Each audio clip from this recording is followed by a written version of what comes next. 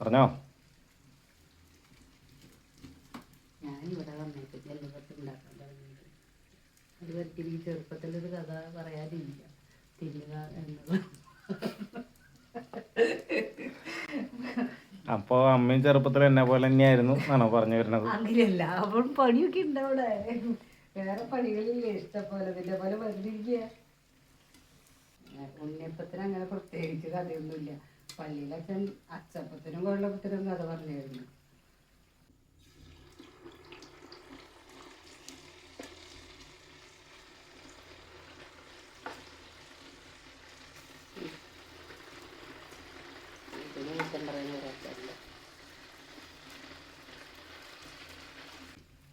നമുക്കറിയാൻ പാടില്ലപ്പാ. പുണ്യാളനും ഉണ്ണിയപ്പം തമ്മിൽ എന്തൊരു ബന്ധം?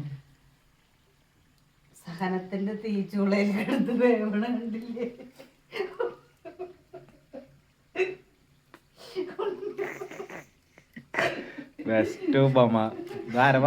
പള്ളിയിലച്ഛൻ ഇതൊക്കെ വിട്ടിട്ട് കാലത്ത് ചുട്ടടിക്കൊള്ളു നിൽക്കട്ടാ.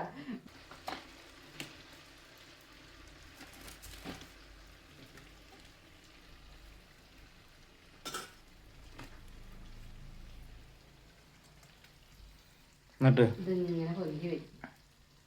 തിളക്കുന്ന എണ്ണയിൽ ഇട്ട് കഴിഞ്ഞാൽ മാവ് ഇങ്ങനെ തന്നെ പൊന്തി വരും. അപ്പൊ ഇങ്ങനെ മറിച്ചിട്ടാ മറിച്ചിട്ടില്ലെങ്കിൽ തന്നെ മറിയും. തന്നെ മറിയും. തീ നല്ലോണം വെച്ചാൽ തന്നെ മറിയും.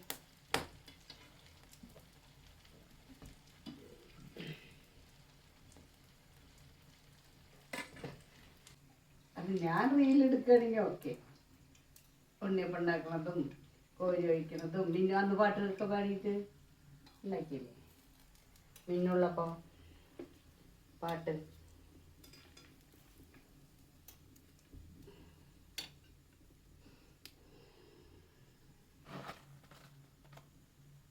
അങ്ങനെ അത് വെക്കുന്നത്. അല്ലാണ്ട് ഉണ്ണിയപ്പത്തിന് എന്ത് കഥ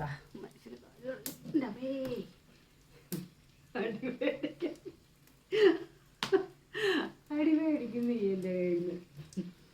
ഞാൻ മേക്കപ്പ് ഇട്ടിട്ടില്ലാത്ത മേക്കപ്പ് എന്തിനാ? ഉണ്ണിയപ്പം ഉണ്ടാക്കാൻ ആൾക്കാർ കോട്ട് സൂട്ട് ഇട്ടിട്ട് അല്ലെങ്കിൽ മറ്റേ ഷഫൊക്കെ കണ്ടിട്ടില്ലേ കോട്ടൊക്കെ ഇട്ടിട്ട്, അല്ലെങ്കിൽ ലക്ഷ്മി എങ്ങനെയാ പലഹാരം ഉണ്ടാക്കണത് നല്ല ഒരുങ്ങിയിട്ടല്ലേ. ഷെർവാണി ഇട്ടിട്ട്